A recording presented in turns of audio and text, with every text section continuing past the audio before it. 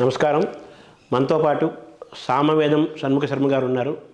వారు కవి, ప్రవచనకర్త, సాహిత్యవేత్త, పండితులు, ఉపాసకులు. భారతీయతను, తెలుగుదనాన్ని మూర్తీభవించిన వ్యక్తి. వారి వల్ల ఎంతోమంది, కోట్లాది మంది ప్రభావితమవుతున్నారు. వైదిక ధర్మం పట్ల ఆకర్షణకి వస్తున్నారు. ఈ తరం వారు కూడా సామవేదం వారి ప్రవచనాలన్నా రచనలన్నా చాలా ఇష్టపడుతున్నారు. ఇటువంటి వారి అవసరం ఈ జాతికి చాలా ఉంది. ఇటువంటి వారు ఎంతోమంది రావాల్సిన అవసరం కూడా ఈ దేశానికి ఉంది. ఇది వారు పేరు పెట్టినట్టుగానే ఇది వేదభూమి, జన్మభూమి, ఋషిపీఠం. ఇది. నమస్కారం. నమస్కారం అండి. సామవేదం అనే ఇంటి పేరు మీకు ఎలా వచ్చింది సార్? అది మా పూర్వీకులు, అంటే మేము యజుశాఖకి చెందిన వాళ్ళమే, కానీ మా పూర్వీకులు యజుర్వేదంతో పాటు సామవేదంలో కూడా పాండిత్యాన్ని సంపాదించారు కనుక ఇంటి పేరుగా సామవేదం వచ్చిందని పరంపరగా చెప్పుకుంటూ ఉంటారండి. అలా సామవేదం ఇంటి పేరు అయింది. అంటే సామవేదం అంటే సంగీతం అంటారు కదా. మీరు మామూలుగా మిగతా సాహిత్యపరమైన ప్రవచనాలు, మిగతా అంశాలతో పాటు ఈ వాగ్గేయకారుల కీర్తనలు కూడా మీరు వ్యాఖ్య చేస్తారు. సో మీకు ఆ సంగీతపరమైన వాతావరణం ఎలా మీకు అబ్బింది? అంటే సాధారణంగా సాహిత్యం, పద్యం కానివ్వండి, గేయం కానివ్వండి, సంగీతం అంతర్లీనంగా ఉంటుంది ప్రధానంగా. అయితే నాకు పరమేశ్వరుని కీర్తించడం అనేది చాలా ప్రీతి. దానికి తోడు అన్నమయ్య, త్యాగయ్య ఇవి బాల్యం నుంచి వినడం, చదవడం అని తర్వాత అది ఆ దారిలో నాకు వెళ్ళాలని నేను కీర్తనలు రచించడం, వారి కీర్తనలు అధ్యయనం చేయడం జరిగింది. అలా క్రమంగా ఆ సంకీర్తన వాంగ్మయంపై ప్రీతి పొంది నేను ఆ మార్గంలోనే ఉన్నాను. అంటే మీరు సాహిత్యం దానికి వ్యాఖ్య చేయగలుగుతారు, అవన్నీ మీరు అధ్యయనం చేశారు, ఉపాసన చేశారు. సంగీతం పరంగా మీరేమి సాధన చేయలేదా? పాడాలని ఆలోచన ఇప్పుడు? సంగీత పరంగా నేను ఎప్పుడు సాధన చేయలేదండి. అయితే పాడుకుంటాను కానీ పాడను. అదే నాకు నేను గానం చేసుకుంటేనే రాయగలను కదా. తాళం, లయ, జ్ఞానంతోనే గేయ రచన చేయడం జరుగుతుంది. తర్వాత అవన్నీ సంగీతకాలు స్వరపరుస్తుంటారు. ముఖ్యంగా నేను ఈ గేయ రచన అనే అభ్యాసం చేతనే సినిమా రంగంలో కూడా చాలా గేయాలు రచించాను. మీకు తెలిసి ఉంటుంది, సినిమా పాటలు రాశానని. ఆ విధంగా నాకు సంగీతాత్మక సాహిత్య రచన అలవడింది. సంగీతంపై ఒకానొక కొద్దిపాటి అవగాహన ఉంది, సంగీతం యొక్క సంస్కారం ఉంది తప్ప సంగీత పరిజ్ఞానం మాత్రం నాకు లేదు. అదే మీరు మొట్టమొదటిగా మిమ్మల్ని ఏ వాగ్గేయకారుడి కీర్తన మిమ్మల్ని ఆకర్షించింది? ప్రధానంగా త్యాగరాజ స్వామి వారు ఆదర్శం, వారి జీవిత విధానం, వారి ఆలోచన విధానం, ఇవి ప్రధానంగా వారి రచనలన్నీ కూడా బాల్యం నుంచి బాగా చదువుకోవడం, వినడం అలవాటు. తర్వాత అన్నమాచార్యులు వారు, ఆయన మహాసముద్రం. అటు తర్వాత నేను ముత్తుస్వామి దీక్షితుల వారి సాహిత్యాన్ని కూడా అధ్యయనం చేశానండి. మీరు చెప్పిన ప్రధాన త్యాగరాజ స్వామి వారు. అంటే ఏ కీర్తన మీరు మొట్టమొదటిగా చిన్నప్పుడు విన్న కీర్తనలు ఏమైనా గుర్తుంది? త్యాగరాజ స్వామి కీర్తన మొట్టమొదట విన్నది ఏది అని చెప్పలేను, కానీ సాధారణ ఆయన కీర్తన అందరూ వింటున్నట్టే నగుమోము కనలేని, అదేవిధంగా శ్రీ గణపతిని సేవింపరారే ఇత్యాదులు. దానితో వారి వాంగ్మయాన్ని పరిశీలించాను. వారి నౌకా విజయం, ప్రహ్లాద భక్త విజయం ఇత్యాది గ్రంథములు ఉన్నాయి కదా, సంగీత రూపకాలు, ఇతరవన్నీ కూడా పరిశీలించడం జరిగిందండి. అంటే మొట్టమొదటిగా మీరు ఈ త్యాగయ్య వాళ్ళ అన్నమయ్య కీర్తనలు విన్నప్పుడు అంటే ఆ నాదం మిమ్మల్ని ఆకర్షించిందా? ఆ భాష మిమ్మల్ని ఆకర్షించింది? భాష ఏనండి, సాహిత్యం, అందరి సాహిత్యం బాగా ఆకర్షించింది. సంగీతం సాహిత్యం లాగుతుంది. ఆ కారణం చేత వారి యొక్క సంగీతం వినగానే మన లోపల ప్రవేశిస్తాం. దానితో ఆ సాహిత్యం గట్టిగా పట్టుకుంది. అది మామూలు సాహిత్యం కాదు, ఇందులో సర్వశాస్త్రములు ఉన్నాయి, ఒకనొక వేదన, జీవుని వేదన ఉంది, ఒక ఆత్మ ఉన్నది అనిపించింది. విశ్వనాథుని కూడా మీరు విశ్వనాథ సారస్వతాన్ని ఉపాసించిన ఒక సాహిత్య స్ఫురణమూర్తిత్వం ఇది. విశ్వనాథన్ మీరు ఎప్పుడు కనెక్ట్ అయ్యారు? సాహిత్యం మీద ఉన్న ఆసక్తితో నేను కాలేజ్ డేస్లోనే ముందు ఆధునిక సాహిత్యం బాగా చదివాను నేను. అప్పుడు శ్రీశ్రీ గారు, బాలగంగాధర్ తిలక్, ఇంకా ఇతరత్ర వచ్చిన విప్లవ కవిత్వం ఇవన్నీ కూడా చదివాను. దేవులపల్లి కృష్ణశాస్త్రి గారి సాహిత్యం నాకు చాలా ప్రీతి. అది కూడా సంగీతాత్మకం కదా, వారు ఎక్కువ ప్రధానం గేయ రచయిత కదా, లయ ఉంటుంది. వారు అందులో తెలుగు పాట ఎంత అందంగా ఉండాలో ఆయన చూపించారు. ఆయన విశ్వరూపం చూపించారు తెలుగు పాటకి. అందుకే ఆయన సాహిత్యం చాలా ఇష్టం. ఈ ఆధునిక భావజాలంలో ఉన్న నాకు ఒక్కసారి విశ్వనాథన్ గారి గాలి తగలగానే మాత్రం ఒక విధంగా వైశ్వనాథుడు అయిపోయాను నేను, అంటే విశ్వనాథ భక్తుల్లాగా అయిపోయాను. శ్రీశ్రీ కూడా కొన్నాళ్ల పాటు ఈ విశ్వనాథ ఇదిలో ఆయన ప్రభావంలో కొట్టుకుపోయాను అన్నారు కదా. సో మీరు ఇంకా ఉన్నారు, ఆయన పోయారు కానీ మీరు ఉన్నారు. ఎప్పుడైనా గొప్ప మహాకవి కావాలంటే వెనకాల ఉన్న సంప్రదాయ సాహిత్యం యొక్క ప్రభావం రెండూ ఉంటాయండి. శ్రీశ్రీ గారికి అది ఉంది. అందుకోసం అలా విశ్వనాథన్ గారి యొక్క భావజాలం చాలా విశేషమైనటువంటిది. వారు ఎన్నో వైవిధ్యమైన రచన చేసిన ప్రధాన సిద్ధాంతం భారతీయత, సనాతన ధర్మం. అది నన్ను చాలా ఆకర్షించింది. ఒక విధంగా నా జీవన విధానానికి, ఆలోచన విధానానికి అది ప్రభావం చూపించింది. వారి 1000 పడగల నవల నేను చదివిన తర్వాత అప్పుడు ఇతర సాహిత్యం అంతా కూడా చదివాను నేను. ఇతర నవలలు, పురాణ వేద గ్రంథాలు కానీ, కాశ్మీర్ రాజవంశ కథలు, నేపాల్ రాజవంశ కథలు, ఆ తర్వాత మళ్ళీ వారు రచించినటువంటి రామాయణ కల్పవృక్షం, అది నాకు చాలా ఆనందకరమైన విషయం. అది బాగా చదువుకున్నాను. అందుకే నేను రామాయణం చెప్పినప్పుడు త్యాగరాజ రామాయణం, విశ్వనాథ గారు కల్పవృక్షం కూడా కలిసి చెప్తూ ఉంటాను. అంటే మీరు మామూలు త్యాగరాజ కృతికి వ్యాఖ్యానం చేసినప్పుడు కూడా విశ్వనాథ పద్యం వచ్చి కూర్చుంటుంది కదా మీ అవునండి, వ్యాఖ్యలో. అవునండి. సో తొలిగా మీకు విశ్వనాథ ఏ వయసులో మీకు పరిచయం అయ్యారు విశ్వనాథ సాహిత్యం? అది చెప్పాను, ఇంటర్మీడియట్ చదువుకుంటున్నప్పుడు 1000 పడగలు చదివానండి.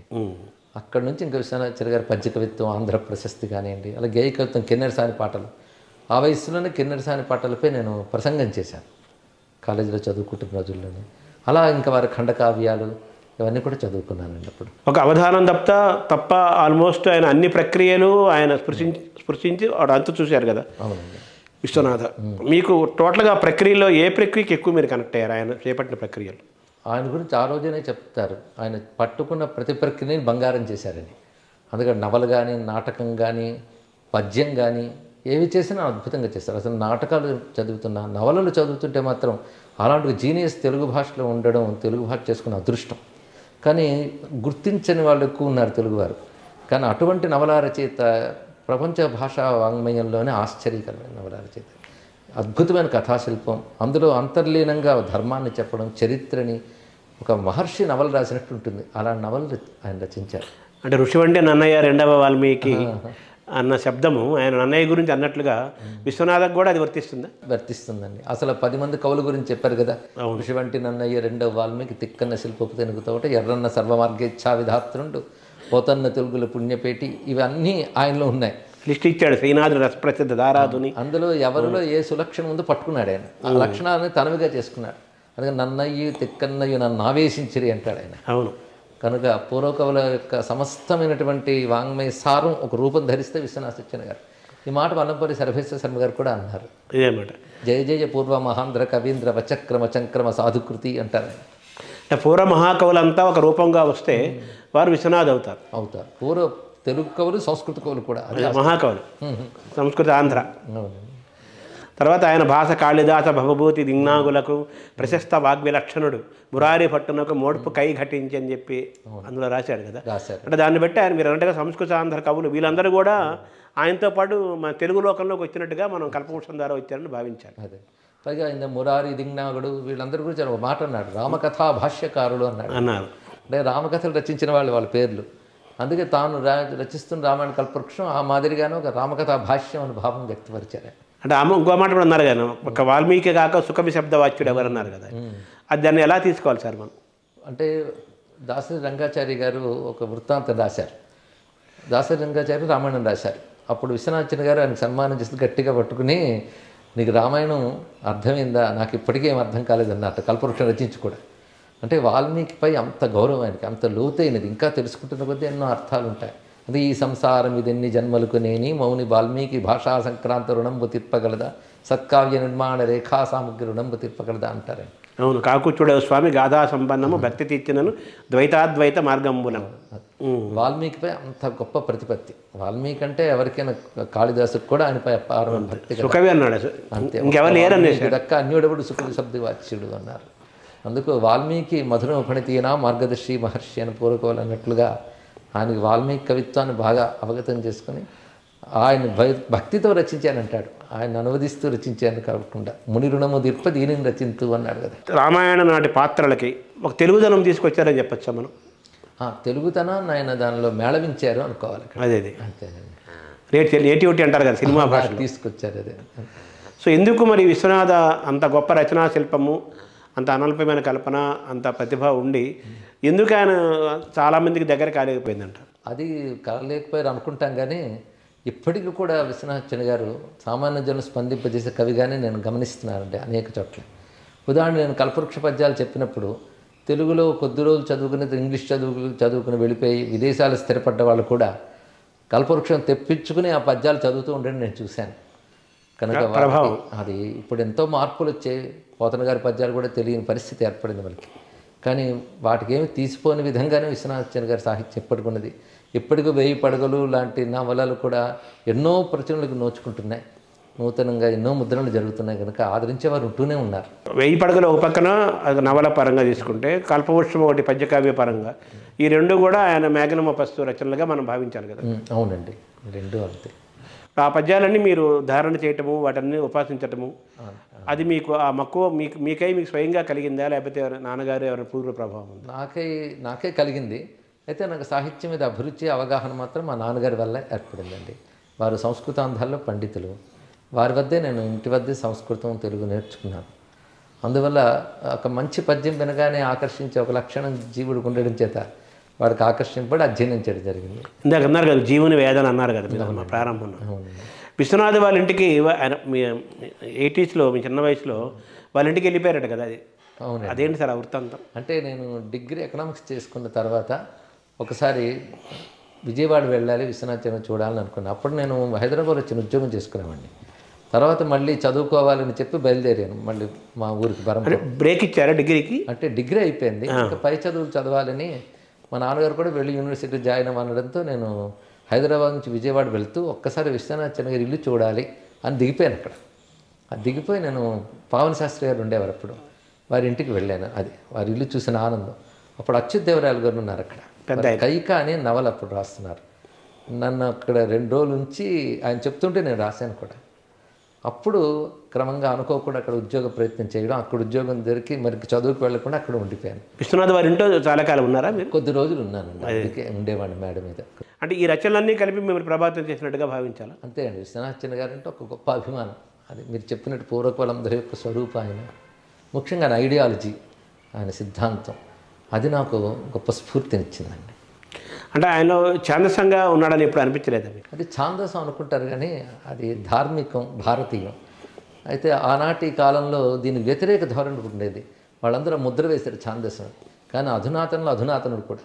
ఆ కాలంలోనే అప్పుడు లేటెస్ట్గా విడిన హాలీవుడ్ సినిమాలు కూడా చూసేవారు. ఆ పాశ్చాత్యుల రచనా శిల్పం కూడా తన రచనలో చూపించేవారు. ఛాందసం అంటే సంపూర్ణమైన ధర్మం, శాస్త్రం, వాటి మీద ప్రమాణ బుద్ధి అనుకున్నది. ఆ భారతీయత పట్ల, వైదిక ధర్మం పట్ల అతను నిబద్ధతగా స్ట్రాంగ్గా ఉండేవాళ్ళు. అవునండి. అది కొంతమందికి అది మింగుడు పడక ఛాందసంగా. ఒక విధంగా ఛాందస్ శబ్దం కూడా మంచిదే. ఛందస్సు అంటే వేదం అని అర్థం. ఛాందస్సం అంటే వేదధర్మం ప్రకారం ఉన్నారు అని. అది బాగుంది. మనం అందరం ఛాందస్సులం అయితే చాలా మంచిది. ఛందస్సు పరిజ్ఞానం. అవును. తర్వాత విశ్వనాథ కాకుండా మీరు తిలక్ గురించి చెప్పారు కదా. తిలక్లో మీరు మొదటగా మిమ్మల్ని తిలక్ మిమ్మల్ని ఆకర్షించారు? అమృతం కురిసిన రాత్రి అండి. వారు అందులో వచనంలోనే అద్భుతమైన కవిత్వాన్ని అందించారు.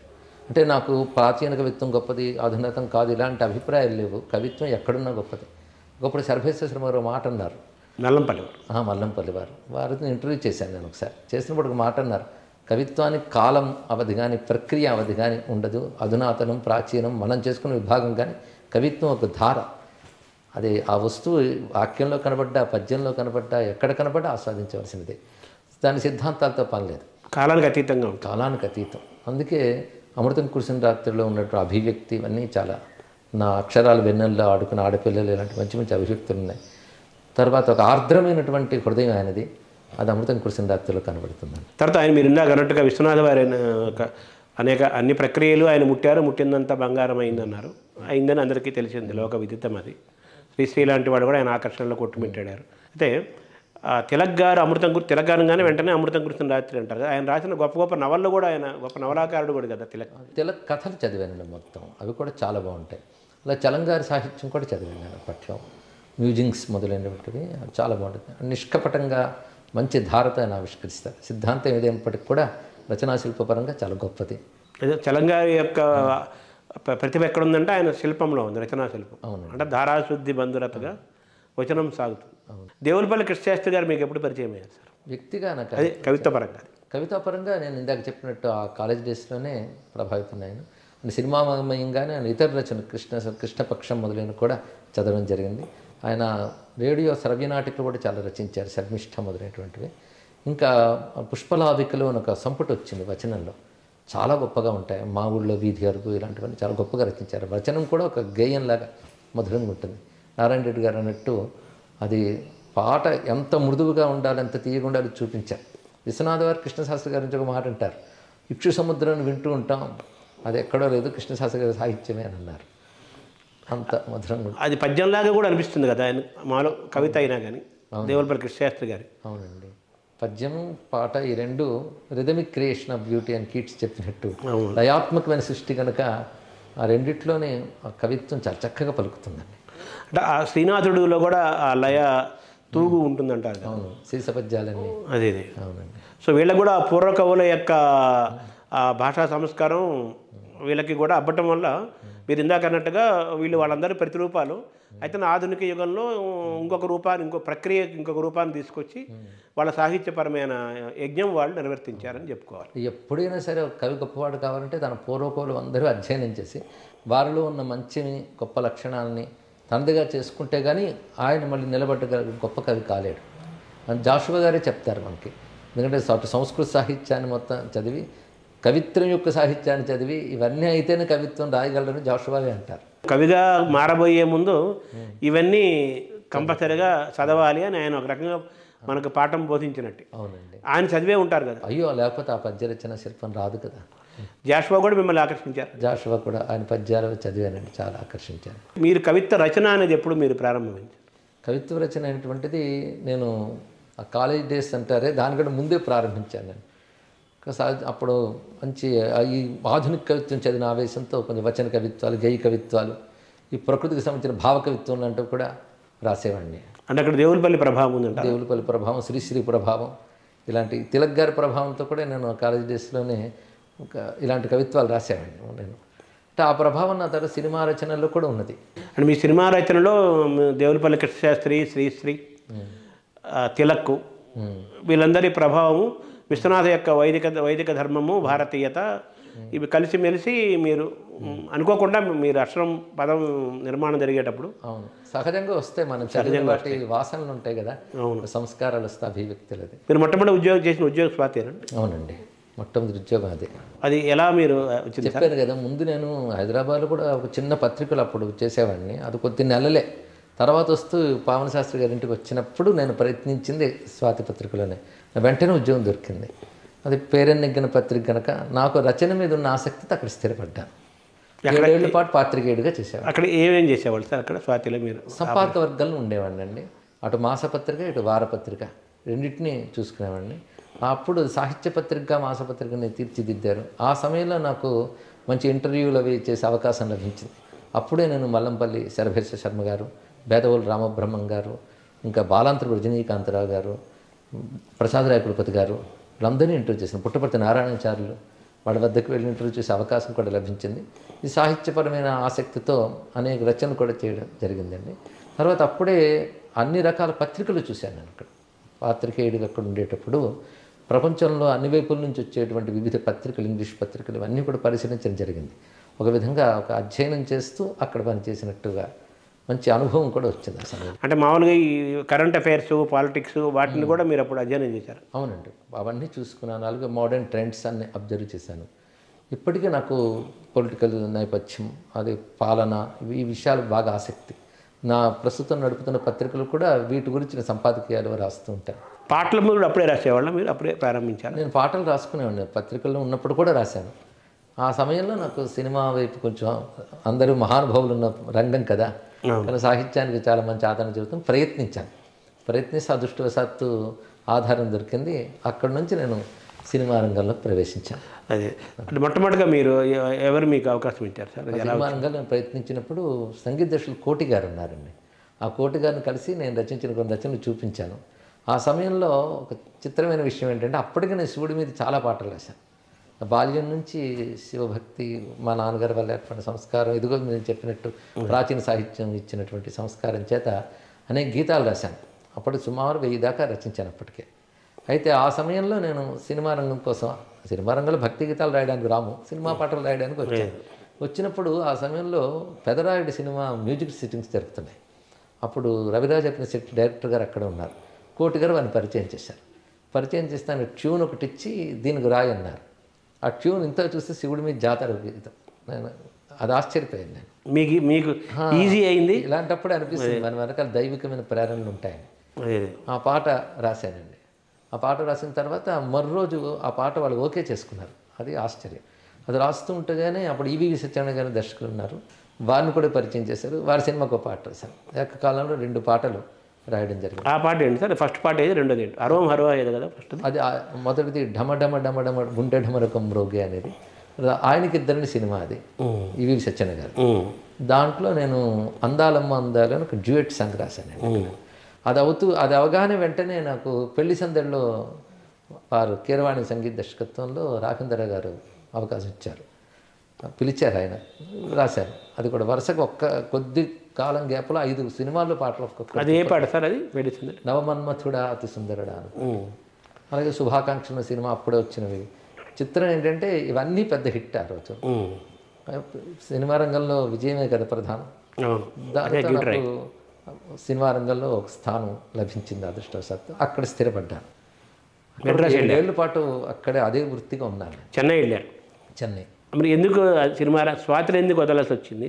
అంటే తర్వాత సినిమా రంగాన్ని ఎందుకు వదలాల్సి? ఈ అవకాశం ఎప్పుడు దొరికిందో ఇక్కడికి వచ్చేసాను సినిమా రంగంలో. అయితే సినిమా రంగంలో నేను అనుకున్న దానికి తృప్తిగా నేను రచించలేదని చెప్పాలి. నేను ఎంతో చక్కటి పాటలు రాయని వెళ్ళినా, రాసిన మంచి పాటలు రాసినప్పటికి కూడా నాకు పూర్ణ సంతృప్తి అనేది లేదు. కొన్ని పాటలు మాత్రం అలా విజయవంతంగా అయ్యే నిలబడ్డాయి సాహిత్యపరంగా కూడా. అంతేకాదు ఆ పాటలు ఒక్కొక్కసారి కొన్ని పాటలు అయితే ఆత్రేయ అవార్డు వరకు కూడా వెళ్ళాయి.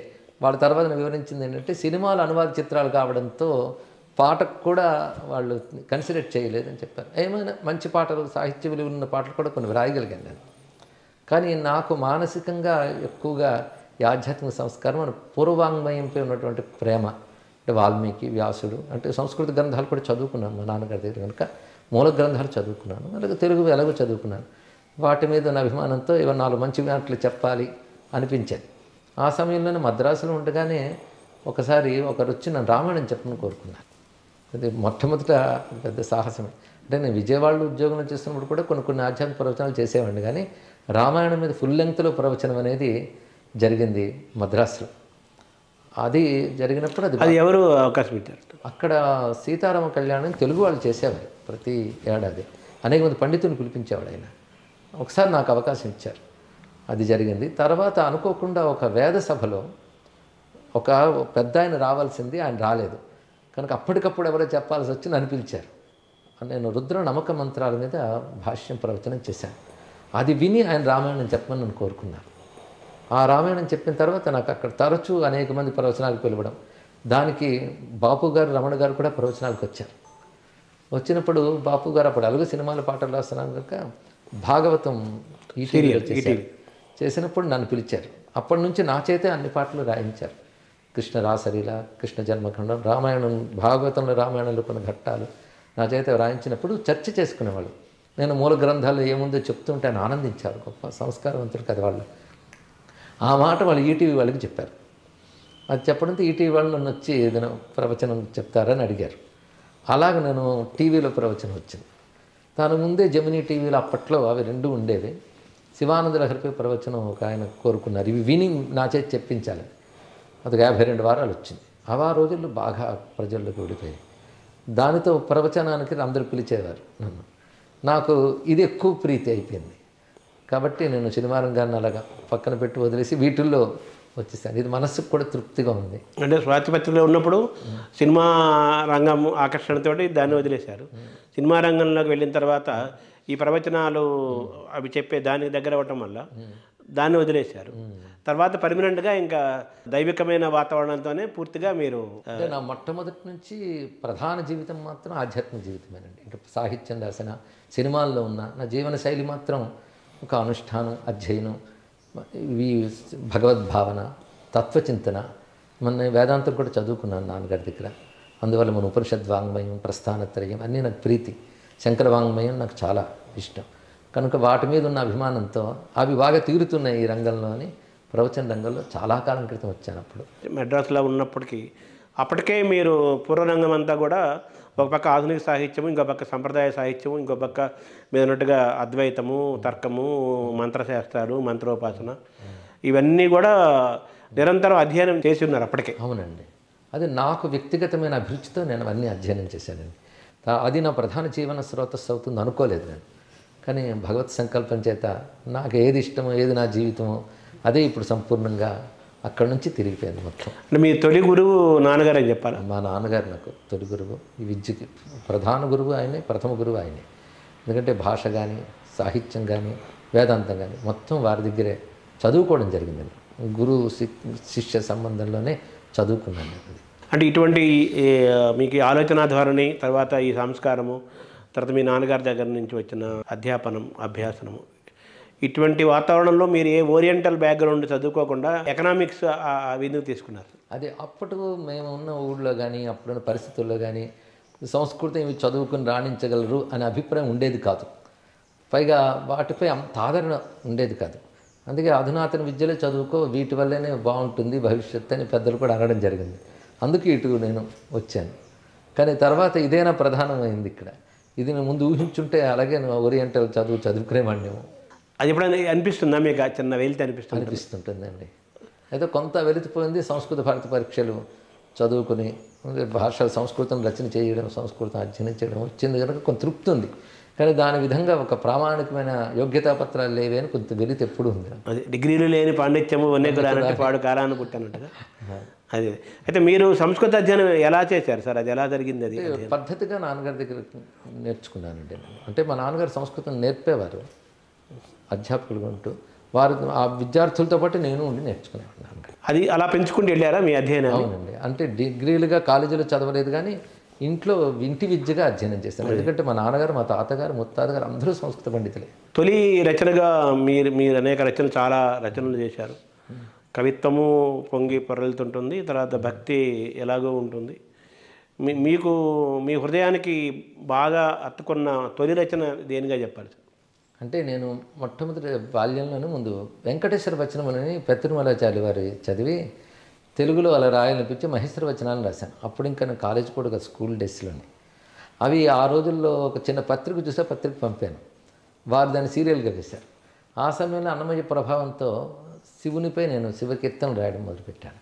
ఆ శివకీర్తనలు అప్పట్లోనే నేను కాలేజ్ డేస్లోనే శ్రీశైల ప్రభు పత్రిక పంపాను. వారు అవి సీరియల్గా వేశారు కొన్నాళ్ళు. అలాగే ప్రోత్సాహం రాగా నాకు ఇంకా ఉత్సాహం కలిగి రాశాను. తర్వాత అప్పుడప్పుడు ఆధునిక భావాలతో ఇవి రాసినవి ఉన్నాయి.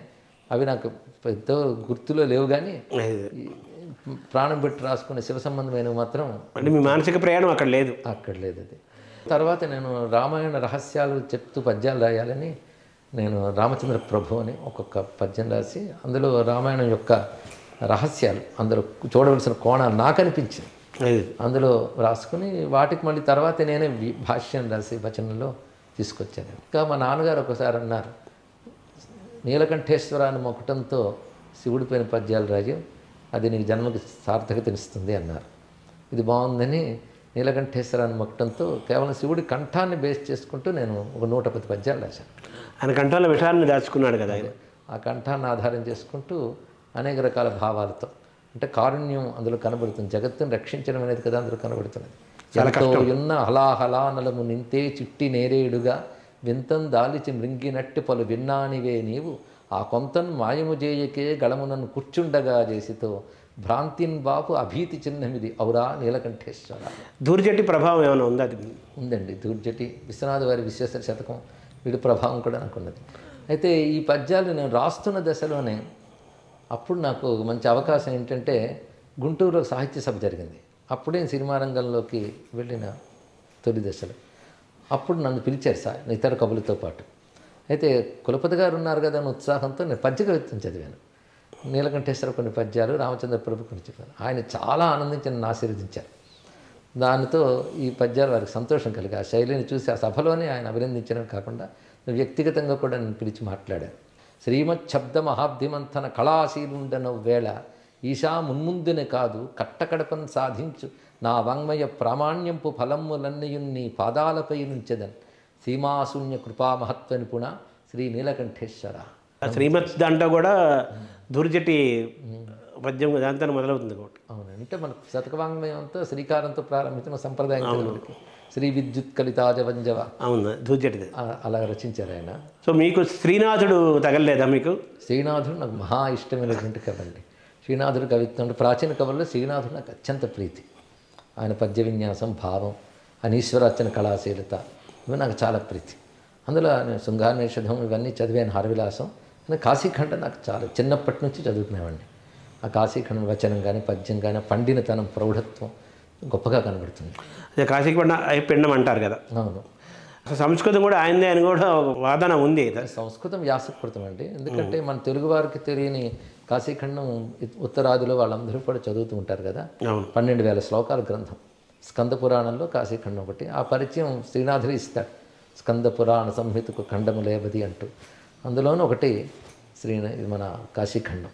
కానీ శ్రీనాథుడు కాశీఖండం ఎంత గొప్పగా రచించారంటే, బహుశా కాశీలో ఇంతమంది తెలుగు వాళ్ళు ఉండే కారణం విశ్వనాథుడికి శ్రీనాథుడి కవిత్వం నచ్చి తెలుగు వాడిని చేరదీసాడు అనిపిస్తుంది.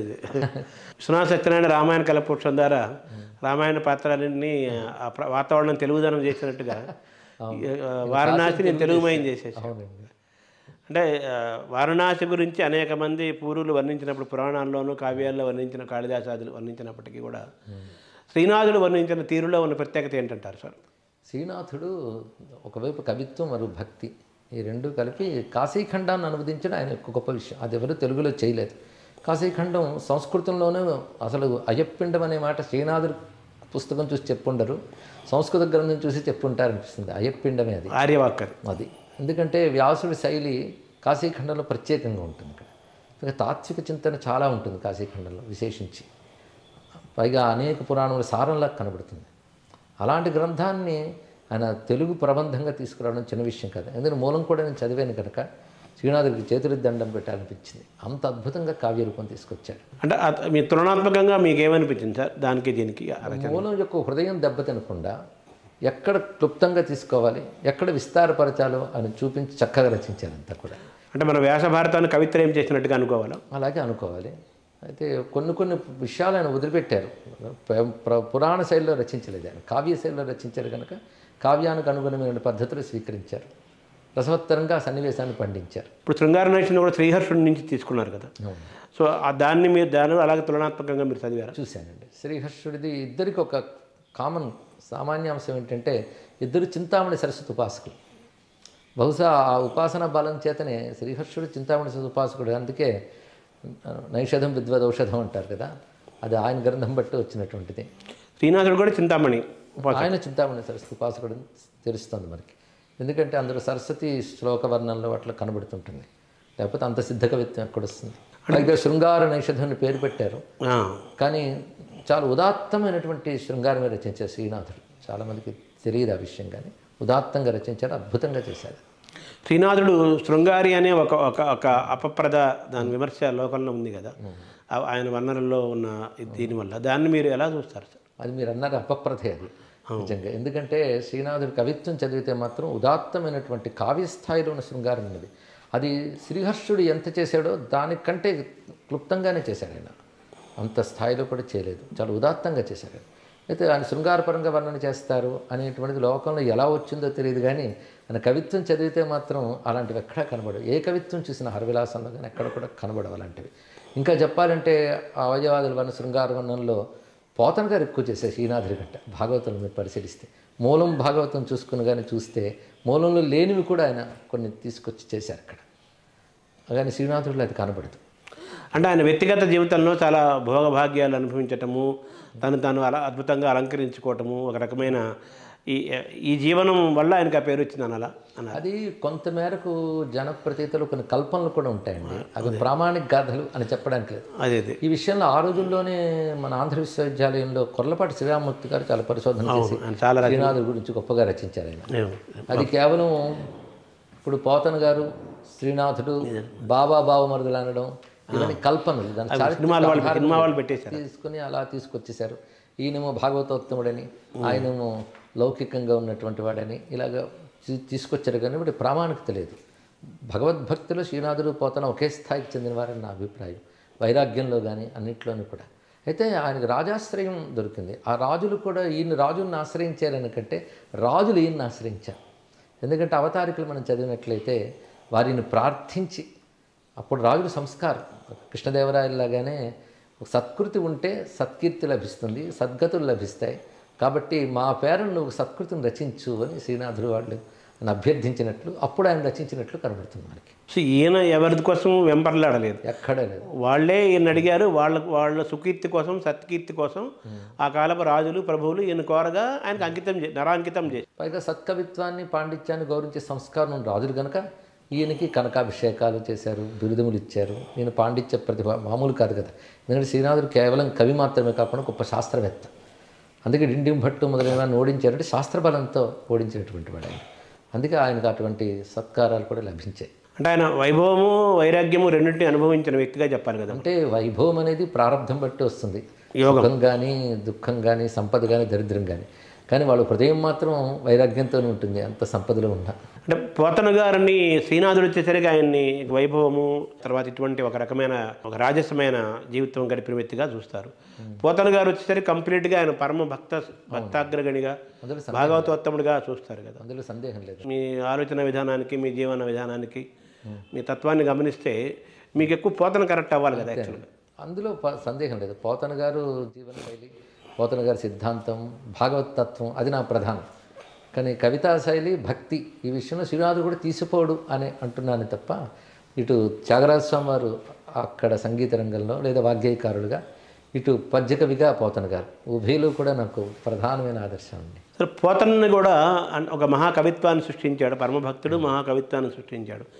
కానీ దాని ఒక పురాణ పక్కీలోనూ ఒక ఇదిలో చెప్పటం వల్ల ఆయనలోని ఆ కవిత్వపు రసము సరిగ్గా లోకానికి అందలేదని కూడా అంటుంటారు. ఇది ఎంతవరకు వాస్తవం సార్? అలా లేదండి. ఎందుకంటే వాళ్ళు మూల గ్రంథం చేత ప్రభావితులై వాళ్ళు అనుభవించి రచించారు తప్ప అనువదించి రచించారు. ఏంటంటే నేను జనం అంటున్నాను. అది అందువల్ల వాళ్ళలో ఏమవుతుందంటే ఆ కవితారసం పురాణాలు ఉన్నదే తీసుకురాకుండా వీరిదైన కల్పన, వీరిదైన భావం అంటే ఆలంబనం ఒక గాథ అయిందే తప్ప కవితాభివ్యక్తి కానీ భావుకత కానీ వీరిదంటూ ఒకటి ఉన్నది. కేవలం అనువాద కవులు కాదు వీళ్ళు, వీళ్ళ అనుభూతి కవులు. అందుకోసం వారిదిగానే కనబడుతుంది మనకి. అందుకే పోతన గారి శైలి విన్యాసం ఇవి మనకి చదివేటప్పుడు వ్యాస భాగవతం మనకు గుర్తురాదు, అది వారిదే అనిపిస్తుంది. ఆ విషయంలో మనకి పోతన గారి భాగవతం సాటి లేనటువంటి గ్రంథమే. మీకు ఇష్టమైన కవులు చెప్పమంటే ఆర్డర్లో ఎవరైనా చెప్పగలుగుతారు సార్? పూర్వమహాకవుల్లో నాకు శ్రీనాథుడు, పోతన గారు ఇద్దరు సమప్రీతి అండి. రెండు కళ్ళు. తర్వాత ధూర్జటి సాహిత్యం ఒకటే నాకు చాలా ఇష్టం. ఆయన రచించినవి ఒక శతకం, ఒక మహాత్మ్యం రెండే కావచ్చు, కానీ ఆ రెండు కూడా గొప్ప గ్రంథములు. వారి ప్రభావం కూడా చాలా ఉంది. అంటే చాలామంది దూర్చటి శతక పద్యాలను చాలామంది కోట్ చేస్తుంటారు, అందులో ఒక భావావేశం ఉంటుంది. కానీ అందులో ఛందస్సు పరంగా, వ్యాకరణ పరంగా, వీటి పరంగా లోపాలు ఉన్నాయంటారు కదా సార్, అది ఎలా దాన్ని చూడాలి? అవి వ్యాకరణం ఒక్క త్రోవ, ఈ మహాకవులు ఒక్క త్రోవ అని చడిపిల్లి వారి అంటారు కదా. అందుకోసం వాళ్ళ ప్రయోగాలు సాహసంగా చేసినప్పుడు అలాంటివి జారచ్చు, కానీ రసధార ముందు ఇవి మనం పట్టించుకోకూడదు. ఆ మాటకు వస్తే శ్రీకైవల్య పదంబు చేరటుకనే చింతించదని ఒక రక్షయికారంభకు అనేది వ్యాకరణ రీత్యా తప్పని కొందరు పట్టుకుంటారు. కానీ ఆ రసధార ముందు అది అక్కడ పట్టుకుని ఆగిపోవడం కూడా తప్పే. ఆర్యుల వాక్కులు కదా అవి. అంతే. తర్వాత మీరు ఒక పక్క పాత్రికేయ వృత్తి, ముందు ఆర్థిక శాస్త్రం, ఇంకో పక్క వేదమయమైన వాంగ్మయాన్ని చదువుకోవటము, తర్వాత పాత్రికేయ వృత్తిలోకి వచ్చారు, తర్వాత సినిమాల్లోకి వచ్చారు, తర్వాత ప్రవచనాలతో మొదలైంది, తర్వాత ఈటీవీలో కూడా మీరు దృశ్య మాధ్యమంలో కూడా ప్రవేశించారు. తర్వాత పూర్తిగా అసలు ఈ రూపాన్ని సంతరించుకునే క్రమం మీకు ఎలా వచ్చింది, ఏర్పడింది సార్? ఎప్పుడు ఏర్పడింది? నాకు బాల్యం నుంచి భవిష్యత్తు మీద ఊహ అంటూ ఉంటే మాత్రం ఈ ఆధ్యాత్మిక జీవితమే నాకు చాలా ప్రీతిపాత్రం అంటే. కానీ ఇది సాధిస్తానని నేను అనుకోలేదు, సాధించితే బాగుండని మాత్రం అనుకున్నాను. ఈశ్వరానుగ్రహం నాకు అది లభించింది. ఈ విధమైన నాకు ఎక్కువ ఇష్టమైనది అంశం ఏంటంటే అనుష్ఠానం, అధ్యయనం, తర్వాత రచన, ఆ తర్వాత ప్రవచనం. ఇవి నాకు ఉన్నటువంటి ఆర్డర్.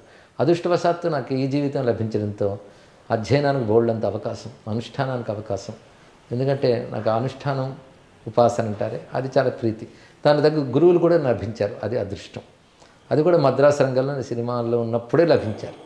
అక్కడ నుంచి అదొక మలుపు తిప్పిందని నేను భావిస్తాను. అంటే స్వాతపత్రిక మీకు సినిమా నుంచి ప్రవచనాలు ఇవన్నీ కూడా ప్రతి మీ జీవితంలో ప్రతి మలుపు కూడా మీ హృదయానికి దగ్గరగా వచ్చినట్టుగా చెప్పాలి కదా. అవునండి.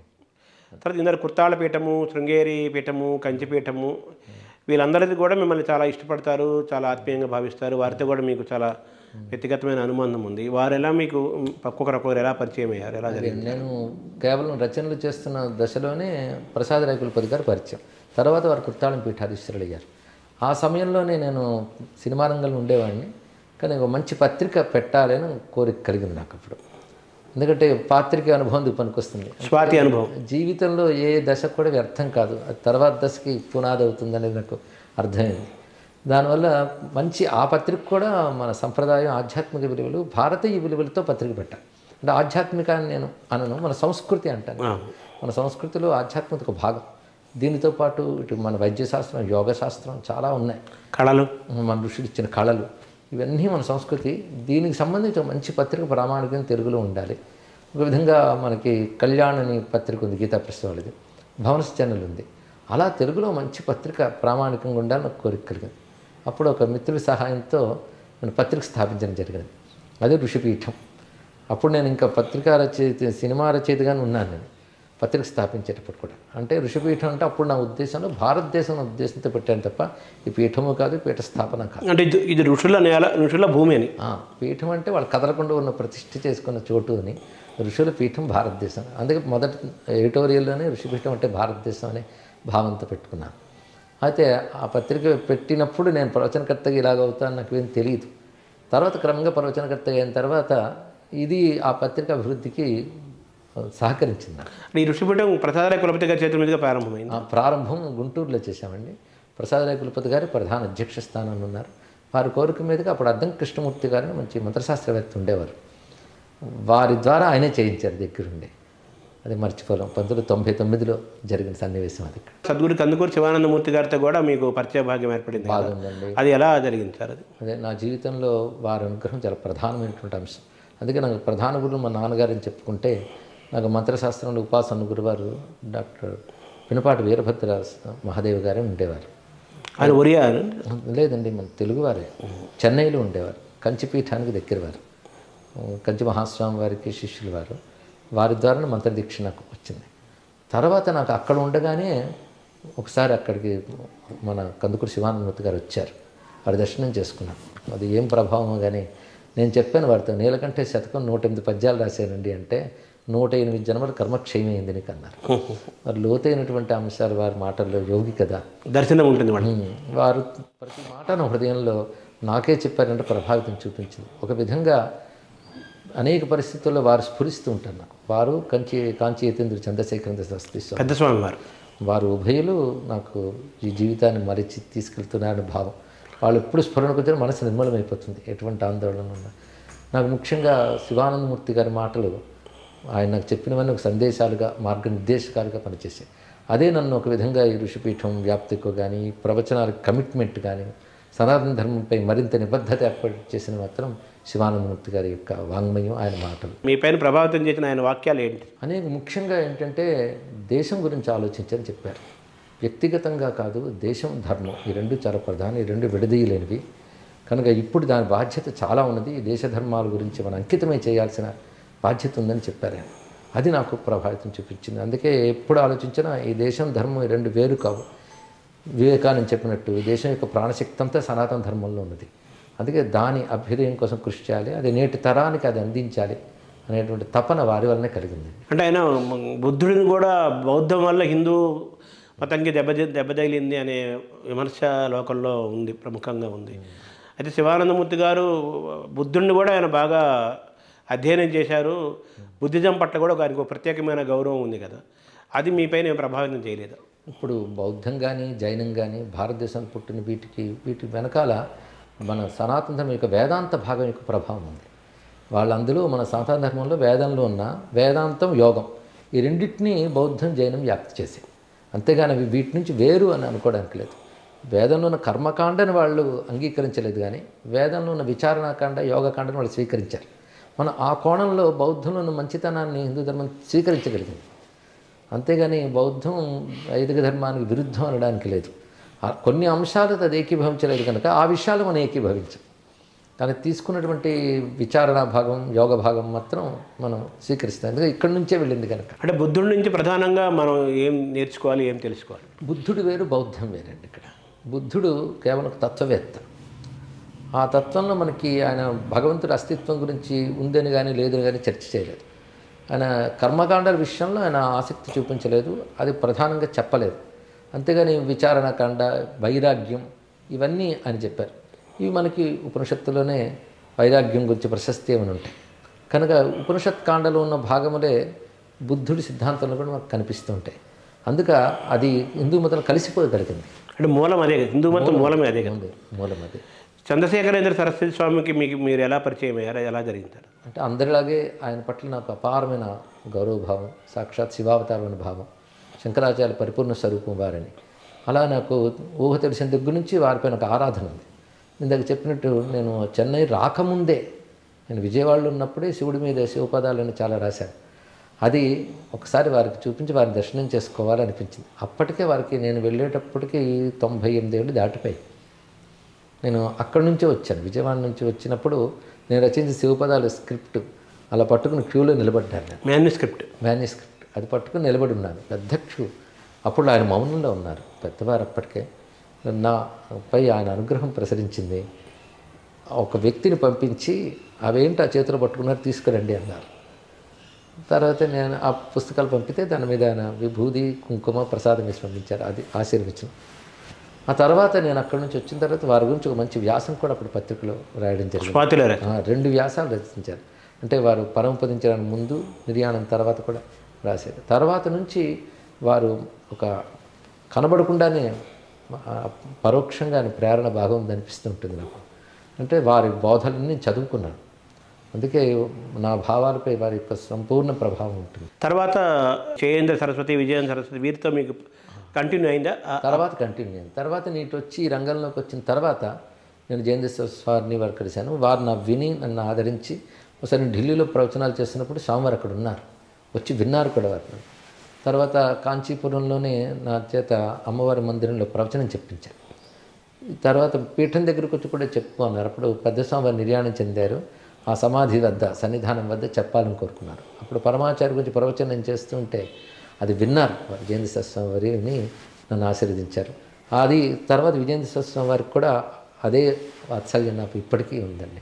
తర్వాత శృంగేరి పీఠంతో కూడా మీకు చాలా అనుబంధం ఏర్పడింది కదా సార్, అది ఎలా జరిగింది? అది శృంగేరి పీఠం అప్పట్లో రామ్కో సిమెంట్స్ అని ఉన్నాయి కదా, వారు సుబ్రహ్మణ్యం గారిని ఉండేవారు. ఆయన నా ప్రవచనాలు విని, వారి శ్రీమతి గొప్ప సంస్కృత పండితులు, నా ప్రవచనాలు విని నా చేత వాళ్ళ ఊళ్ళో ప్రవచనం చెప్పించాలని కోరుకున్నారు. అప్పుడు వాళ్ళు శృంగేరిలో కూడా ఒక కట్టడం కట్టుకుని దాని ప్రారంభోత్సవానికి రమ్మని నన్ను కోరుకున్నారు. నేను వెళ్ళినప్పుడు నన్ను స్వామివారికి తీసుకెళ్లారు. అదే ప్రథమంగా భారతీయ మహాస్వామిని దర్శించారు. నన్ను చూస్తూనే ఆదరంగా పిలిచారు. అప్పటి నుంచి ఆ పీఠంతో అనుబంధం ఉన్నది. గురుస్థానంగా భావిస్తాను నేను భారతీయ మహాస్వామి వారిని. వివిధ సందర్భాల్లో వారు నన్ను పిలిపించడం, శృంగేరిలో ప్రవచనాలు చేయడం కూడా జరిగింది. నా భాగ్యం ఏంటంటే ఆయన వింటూ ఉండగా గంటన్నర ప్రవచనం చేశాను నేను, అదొక భాగ్యం. అంటే ఏ టాపిక్ మీద చేశారు? అంటే నేను అక్కడ ప్రవచనం శివతత్వం మీద చెప్తున్నాను. ఆ చివరి రోజు వచ్చేప్పుడు శివపార్వతుల కళ్యాణ ఘట్టం, అది వారి సమక్షంలో చేయాలి అని కోరిక. అది నిర్వాహకులు అడిగితే చేయమని అన్నారు. వారి ముందు, అందులో ఒక యతీశ్వరుల ముందు కళ్యాణ ఘట్టం ప్రవచనం చేయడం చిత్రమే. కళ్యాణాన్ని తాత్వికంగా చెప్పగలిగే అదృష్టం లభించింది. అది విని వారు ఆదరించారు. అంటే వారి ముందు మాట్లాడడమే భయం, ముక్తి భవించిన సరస్వతి కదా, అలాంటిది వారి అనుగ్రహం వల్ల మాట్లాడగలిగాను. వారు ఆశీర్వదించారు. అప్పటి నుంచి వారికి నాపై వాత్సల్యం. తర్వాత నేను త్యాగరాజ స్వామి గురించి తిరువయ్యాలో ప్రవచనం చేసినప్పుడు వారి శృంగేరి వారి ట్రస్ట్ ఉంది అక్కడ, త్యాగరాజ ఆరాధన కైంకర్య ట్రస్ట్.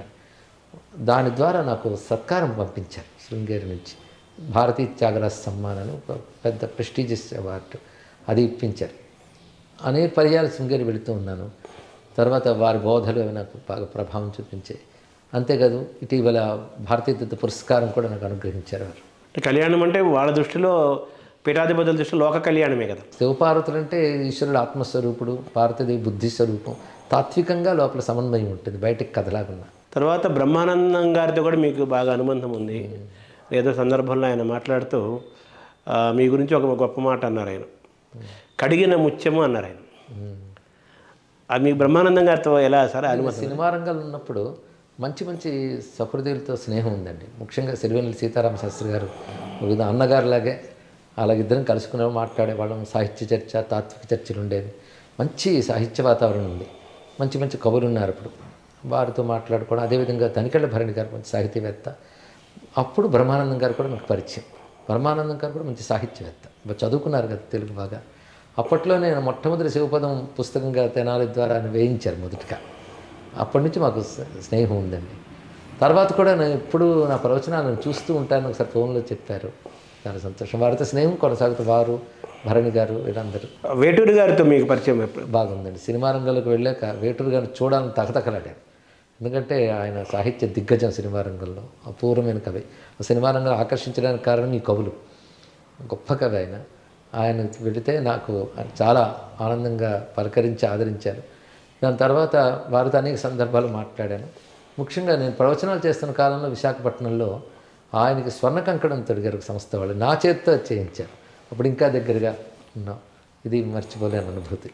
అంటే మీరు ఒక సినిమా కవిగా, ఒక సాహిత్యవేత్తగా, ఒక కవిగా, ఇటు వేటూరి గారిని, ఇటు సిరివెన్నెల గారిని, ఇద్దరిని మీరు వాళ్ళ సాహిత్యాన్ని దగ్గర నుంచి చూశారు, వాళ్ళను దగ్గర నుంచి చూశారు కదా. వాళ్ళిద్దరిలో ఉన్న ఒక్కొక్కరు ఆకర్షణ ఎక్కడ ఉందంటారు?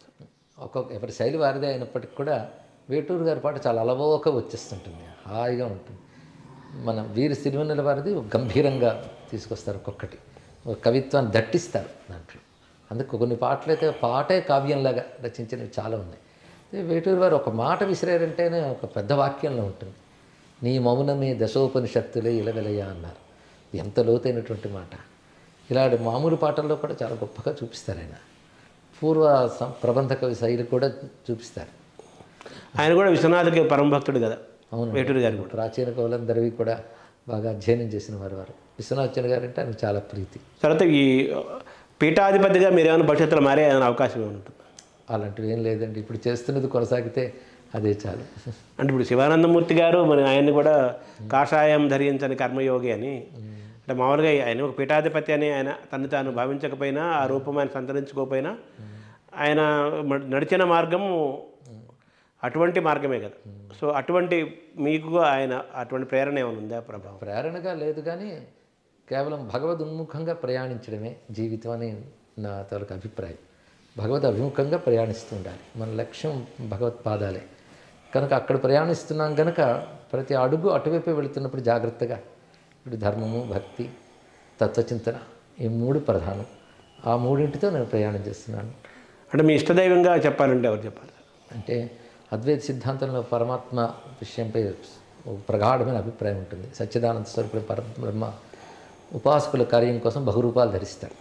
ఇష్టదైవం అనేది పూర్వజన్మ లక్షణాలు బట్టి, జీవలక్షణం బట్టి ఏర్పడుతుంది. అలా నా పరమేశ్వరుడు సదాశివుడు అంటే ఇష్టదైవం చాలా. శివుడు? అవునండి, శివుడు నాకు ఇష్టదైవం. తర్వాత మీరు లలితాదేవి ఇది కూడా మీకు ఎక్కువ అమ్మకి ఎక్కువ మీరు మీ వాక్కులో అమ్మ శబ్దం ఎక్కువ వినిపిస్తుంది.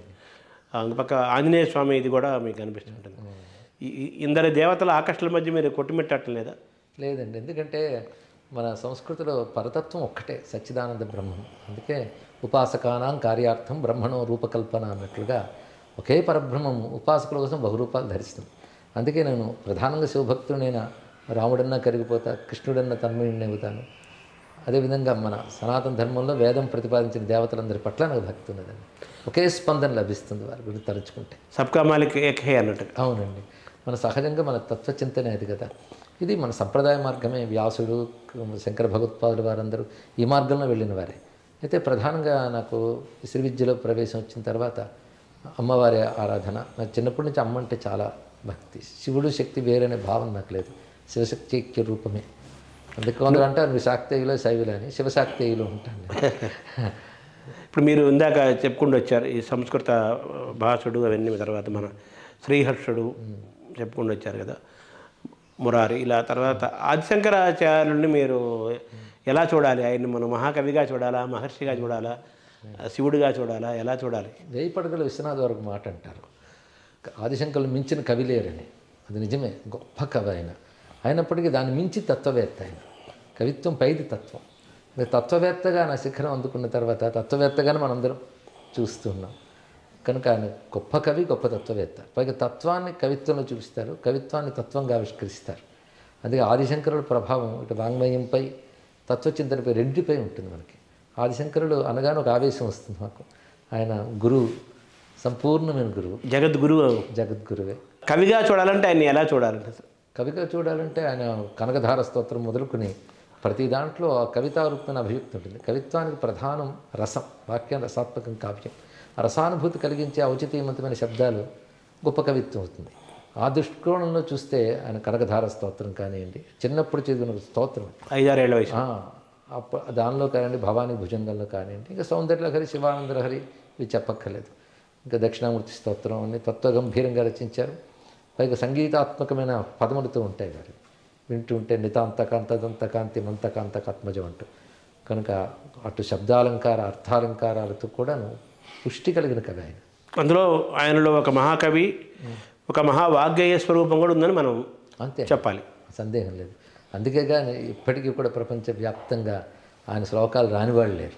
మీరు బాగా మిమ్మల్ని వెంటాడే ఆయన సాహిత్య సర్వస్వంలో ఏది ఎక్కువ సార్ మీకు పదే పదే మీరు మననం చేసుకునేది? దక్షిణామూర్తి స్తోత్రం నాకు ఎక్కువ ప్రీతి అండి వారి రచనల్లో. అలాగే వీళ్ళ పూర్వ పురాణాలలో అనేక అష్టాదశ పురాణాలు ఉన్నాయి కదా, ఈ అష్టాదశ పురాణాలను మీరు అధ్యయనం చేశారు? అష్టాదశ పురాణాలు చదువుకున్నాను సాధ్యమైనంత.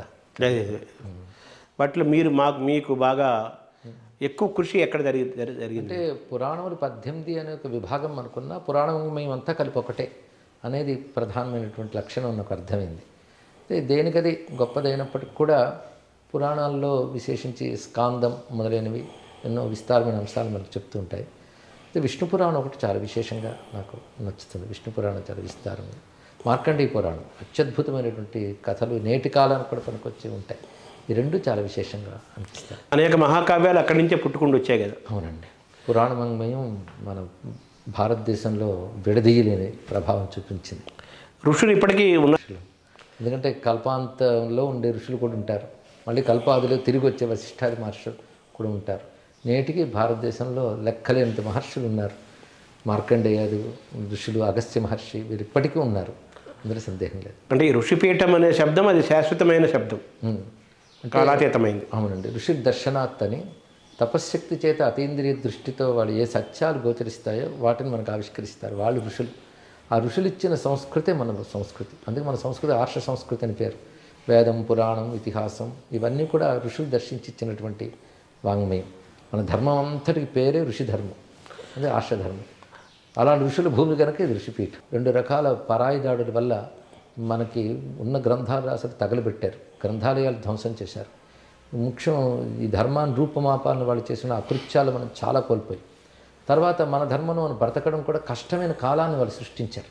అలా బ్రతికే వాళ్ళని ప్రాణాలు తీసేవారు, వాళ్ళ ధర్మంలోకి మారకపోతే హింసించేవాళ్ళు. దానితో కొంతమంది ప్రాణరక్షణ కోసం మారిపోయిన వాళ్ళు ఉన్నారు, కొందరు ప్రాణాలైనా త్యాగం చేసిన వాళ్ళు ఉన్నారు. అలా మనం ఎన్నో కోల్పోయాం. అయినప్పటికీ ఋషులు సత్యాన్ని మనకి ఇచ్చారు కనుక దాని బలం ఎంత గొప్పగా ఉందంటే కోల్పోయినా మిగిలినవి కూడా చాలా విస్తారంగా ఉన్నాయి. కనుక ఇది ఎప్పుడూ నశించదు, కానీ మనం కాపాడుకోవాల్సిన అవసరం ఉంది. ఎప్పుడు నశించదు కదా అని నిబ్బరంగా ఉండడానికి లేదు, కానీ మనం ఎప్పటికప్పుడు తెలుసుకుంటే తెలియజేయాల్సిన విషయం మాత్రం ఉంది. అంటే మామూలుగా వేదం అనేది అపౌరుషేయం, ఇంపర్సనల్ అంటారు కదా. అంటే మామూలుగా ఏదో ఏ తాళపత్ర గ్రంథాల్లోనూ ఎక్కడ రచనలో ఉన్నది కాదు అది. అది పరంపరాగతంగా అలా వస్తుంది. గురు పరంపర ద్వారా శిష్యులు వినటము, ధారణ చేసుకోవటము, వల్లివేయటము, తిరిగి మళ్ళీ చేయటము, ఇలా ఇక్కడ ధరించబడి శృతంలా వచ్చింది కదా వేదం. అప్పుడు మనకు తస్కరణ ఎలా జరిగిందండి? అంటే తస్కరణ అంటే ఎవరైతే ఆ విద్యలో అలా ఉన్నారో వాళ్ళని నాశనం చేయడమే విద్యను నాశనం చేయడం. అదే కాకుండా మనకు ప్రధానంగా వేదం ఒక్కటి అపౌరుషమని చెప్పినా పౌరుషేయ వాంగ్మయం కూడా చాలా ఉన్నది. వేదాలను ఆధారం చేసుకుని వచ్చిన శాస్త్రాలు ఎన్ని ఉన్నాయి మనకి, అవన్నీ లేఖ్యములే కదా. అలాంటివి ఇతిహాసాలు, పురాణాలు, స్మృతులు, ఇంకా శాస్త్ర గ్రంథములు మనం చూసుకుంటే ఇటు జ్యోతిషాస్త్రములు ఇత్యాదులు అన్నీ కూడా వేదం ఆరిజిన్గా వచ్చినటువంటివే. అవన్నీ గురు శిష్యులు నేర్చుకోవడమే కాకుండా గ్రంథములుగా కూడా మనకున్నాయి. అలాంటి గ్రంథాలు ఎన్నుండేవో అవన్నీ కూడా ఇళ్లలోకి దూరి మరీ బయటకు తీసుకొచ్చి 4 రోజుల కూడల్లో దగ్ధం చేసిన మనకు చరిత్ర చెప్తున్నది. ఇన్ని కోల్పోయిన మనకి ఇంకా మిగిలి ఉన్నాయి. మనం ఎక్కువ కోల్పోయామంటారు? ఎక్కువ కోల్పోయిన సందేహం లేదండి. ఎందుకంటే నలంద లాంటి విశ్వవిద్యాలయాలు దగ్ధం చేసినప్పుడు కొన్ని నెలలు పట్టే. అలా కాశ్మీర్ దేశంలో ఎన్నో ఆలయాలని ధ్వంసం చేశారు. ఇంకా మనకు ప్రస్తుతం చెప్పుతున్న భారతదేశంలో ధ్వంసం చేసినవి సామాన్యం కాదు. ఆలయాలంటే కేవలం కట్టడాలే కాదు, వాటి వెనకాల విజ్ఞానం ఉండేది, వాటిని ఆధారం చేసుకుని విద్యా సంస్థలు ఉండేవి, అన్నీ ధ్వంసమయ్యాయి. భారతీయుల యొక్క ఆలోచన విధానంలో జ్ఞానం అనేది దర్శనం ద్వారా జ్ఞానం జరుగుతుంది. భారతీయుడికి పఠనం కేవలం పఠనం ద్వారా కాదు, దర్శనం ద్వారా జ్ఞానం పొందుతుంది. మన ఋషులందరూ కూడా దర్శనం ద్వారానే అపారమైన జ్ఞానాన్ని పొందారు, సృష్టించారు, జాతికి అందించారంటారు కదా. దాంతో మీరు ఏకీభవిస్తారు సార్? సందేహం లేదండి. ఎందుకంటే తపస్సు బాగా ఉండాలి. తపస్సుకి సత్యం సాక్షాత్కరిస్తుంది, ఊహకి కాదు. ఊహాభావం ఇవి వేరు. తపస్సు వల్ల ఏమవుతుందంటే స్పష్టంగా సత్యం సాక్షాత్కరిస్తుంది. అందుకే దాని పేరు దర్శనం. ఋషి దర్శనాత్ అనే మాట అందువల్ల వచ్చింది. ఆ దర్శన శక్తి కలిగిన వాడిని ఋషి అంటారు. ఋషుల దర్శనంతో ఇచ్చారు కనుక వాడు పరస్పర విభేదాలు ఉంటాయి. అదే మనకు వేదములన్నీ అనేక వేల ఋషులు మనకి ఇచ్చినటువంటివే. కానీ ఒక ఋషి చెప్పేదాన్ని ఇంకో ఋషి చెప్పేదాన్ని వైరుధ్యం ఉండదు, వైవిధ్యం ఉంటుంది. అది మనం గమనించవలసిన అవసరం. అనేక మంది ఋషులు తపస్సుతో చేసిన దర్శనమే వేదం. దాన్ని ఆధారం చేసుకుని ఇతర శాస్త్రములన్నీ మనకి వచ్చాయి, పురాణాలు కానీ ఇవన్నీ కూడా. వైదిక ధర్మం ఇంత విస్తరించింది. వీరందరూ ఋషులు దర్శనం చేతి తెచ్చినవే. ఆ దర్శన శక్తి కోసం మనం తప్పించితే మనం చక్కగా అర్థం చేసుకుని మన భావం మన ఊహ కూడా మార్గంలో ఉన్నప్పుడు అది పవిత్రం అవుతుంది, ప్రపంచాన్ని పనికొచ్చేది అవుతుంది. అంటే మీకేమన్నా అనుభవం అవుతుందా ఆ దర్శనం? నాకు మా నాన్నగారి దయ వల్ల ఋషి ఆలోచన ఎలా ఉంటుంది, ఋషి భక్తి ఏమిటి అనేది బాగా నేర్పారు మాకు. దానివల్ల ఆ ఋషి చింతనకు విరుద్ధమైనవేవి ఆకర్షించవు. ఆ ఋషి చింతనకు తగ్గట్టు ఉన్నవే దాని వేద ప్రమాణం అంటాం, శాస్త్ర ప్రమాణం అంటాం ఇక్కడ. అందువల్ల అలాంటి అనుభవంతో సాధన చేసుకుంటూ అధ్యయనం, అనుష్ఠానం, పవిత్ర జీవనం ఈ మూడు ఉంటే ఆ సాక్షాత్కరించిందే మన నోటంట వస్తుంది అనేది అనుభవమేనండి. దాన్ని మీ దర్శనం జరిగిన సమాచారాన్ని, విషయాన్ని దాన్ని లిఖితపూర్వకంగానో లేకపోతే వాగ్రూపంలో ఇస్తే అది శాస్త్రబద్ధంగా ఉంటుంది కదా. అది అవునండి, అదే కదా మన వాళ్ళ ఋషులు అందించింది. అవునండి. ఆ ప్రయత్నమే నేను చేస్తున్నాను అండి. ప్రవచనాల్లో కానీ నా రచనల్లో కానీ ఇవే జరుగుతున్నాయి. అది నేషధర్మ సనాతన అనే పుస్తకం రచించారు, చిన్న చిన్న వ్యాసాలతో మనదైనటువంటి సంస్కృతి గురించి నేటి తరానికి చెప్పడానికి. ఇవన్నీ ఆ సంప్రదాయాన్ని అనుసరిస్తూ రచించినవి. ఇప్పుడు ఈ క్రమంలో మన జ్ఞానం అంతా ఎక్కువ సంస్కృతంలో కదా ఉంది, ఎక్కువ మనకంటే భారతీయ భాషల కంటే. ఇప్పుడు సంస్కృతం మనం దూరం అవుతున్నాం కదా, అది నష్టం జరుగుతుంది కదా. ఈ మధ్య అమెరికాలో డేవిడ్ ఫ్రాలే ఒక ఆయన ఉన్నారు. ఆయన మన సంస్కృతిని గురించి అధ్యయనం చేసిన ఆయన ఒక మాట అన్నారు, భారతదేశంలో సంస్కృత వాంగ్మయం ఎంత విస్తారంగా ఉందో దేశ భాషల్లో పుట్టిన సాహిత్యం కూడా అంత విస్తారంగా ఉంది అన్నారు అక్కడ. అందుకే మన తెలుగులో కూడా నన్నయాది కవులందరూ అందించినవి అవే తీసుకుని ఇచ్చారు కదా, వాళ్ళ కవిత్వం చేత మనకు అర్థమవుతుంది. మన సంస్కృతం ఆరిజిన్ తీసుకుంటూ తెలుగులో కూడా చాలామంది రచించారు. అలాగే దేశంలో ఇతర భాషల్లో కూడా చాలా విస్తారమైన వాంగ్మయం వచ్చింది, అవి కూడా మనకు సహకరిస్తాయి. కానీ సంస్కృతం అధ్యయనం చేయాల్సిన అవసరం ఉంది. మన గురించి తెలియాలంటే సంస్కృతం చదివితే కానీ సంస్కృతి అర్థం కాదు. మన భాష అది మనకు దేశ భాషలతో పాటు సంస్కృత భాష తప్పకుండా అధ్యయనం చేస్తేనే భారతాత్మ అర్థమవుతుంది. అంటే మన ఆచార వ్యవహారాలు ఇవన్నీ కూడా శాస్త్రీయమైనవని ఇప్పుడు కూడా లేటెస్ట్గా కూడా చెబుతున్నారు. అయితే వీటిపై ఇప్పుడు మనం ఎక్కువ మన ఆచార వ్యవహారాలు మించి మనం వేరే వాటికి అలవాటు అవ్వటం వల్ల కంప్లీట్గా శారీరక, మానసిక, సామాజిక ఆరోగ్యాలు మొత్తం డిస్టర్బ్ అయినాయి కదా. దాని నుంచి మళ్ళీ మనం మన ఆచార వ్యవహారాలు కనెక్ట్ అయితే మళ్ళీ మనం తిరిగి మళ్ళీ మన ఆరోగ్యాన్ని మనం తెచ్చుకునే అవకాశం ఉంటుంది. తెచ్చుకునే అవకాశం ఉందని ఇప్పుడు రుజువు చేస్తున్నారు కదా. మన యోగ జీవన విధానం, మన వైద్య విధానం, మన యొక్క క్రమశిక్షణ రూపమైన జీవన విధానం ఇవన్నీ ఇప్పుడు మళ్ళీ తెలుసుకుంటున్నారు ప్రపంచవ్యాప్తంగా. అయితే బాధాకరమైన అంశం ఏంటంటే మన భారతదేశంలోనే భారతీయతకి వ్యతిరేకత అనేది చాలా కనబడుతుంది. ఒక మేధావర్గమని, రాజకీయ వర్గమని తయారయ్యి సంస్కృతిని మత దృష్టితో చూడడం మొదలుపెట్టి సంస్కృతిని నేర్చుకుంటాము అంటే చాలు అదేదో ప్రమాదం జరిగిపోయినట్టు గగ్గోలు పెడుతున్నారు. అదేవిధంగా మన ధర్మం గురించి ఏం మాట్లాడినా అది ఒక ఛాందసవాదం కింద మాట్లాడుతుంది. ఇది చాలా బాధాకరమైన అంశం. ఎందుకంటే మనదైనటువంటి పరంపరాగతమైన జ్ఞానాన్ని అలాంటి ద్వేష దృష్టితో, విధ్వంస దృష్టితో చూడకూడదు. కనుక అవి తెలియజేయాలి, తెలియజేస్తున్నారు, తెలుసుకుంటున్నారు. ఒకవైపు జరుగుతున్నప్పటికీ కూడా వాటిపై కూమర్శలు లేదా హేళనలు, ప్రతిఘటనలు కూడా ఉన్నాయి. అయితే వాటికి సమాధానం కూడా గట్టిగా ఇప్పుడు చెప్తున్నాను అనుకోండి, సంతోషం. కానీ మళ్ళీ ఆర్ష జీవన విధానమే ప్రపంచానికి అందరికీ ఆరోగ్యకరమైన విధానం అని స్పష్టం అవుతోంది ప్రామాణికంగా. అది ఆనందకరమైన విషయం. అంటే కులాల ప్రభావం, వర్ణాల ప్రభావం కూడా, మతం కూడా మనల్ని దెబ్బతీస్తుందంటూ కులాల ప్రభావం అంటే ఉంది కదా. సామాజిక వర్గాలు అంటున్నారు, ఇప్పుడు పేరు మార్చారు. ఆ ప్రభావం కూడా మనం నష్టం చేర్చింది కదా. నష్టం అంటే నిజంగా వ్యవస్థలో అలాంటి ప్రమాదకర అంశం ఉంటే అది ఇన్నేళ్ళు కొనసాగేది కాదు. ఎక్కడ ప్రమాదం ఏర్పడిందంటే ఇప్పుడు కులాలు ఇప్పుడున్నంత వ్యవహారంతో పూర్వం ఉన్నవి అని నేను భావించను. ఎందుకంటే కుల సంఘాలు, కులాభిమానాలు, ఇటు ధర్మం పట్ల ఆసక్తి ఉండదు, మతం పట్ల ఆసక్తి ఉండదు. కులం పట్ల మాత్రం వీరమైన ఆసక్తి ఉంటూ గోల పెడుతున్న వాళ్ళు మనం చూస్తున్నాం. పైగా ఇప్పుడు కులం తీసేస్తే రాజకీయాలకు మనుగడ లేదు.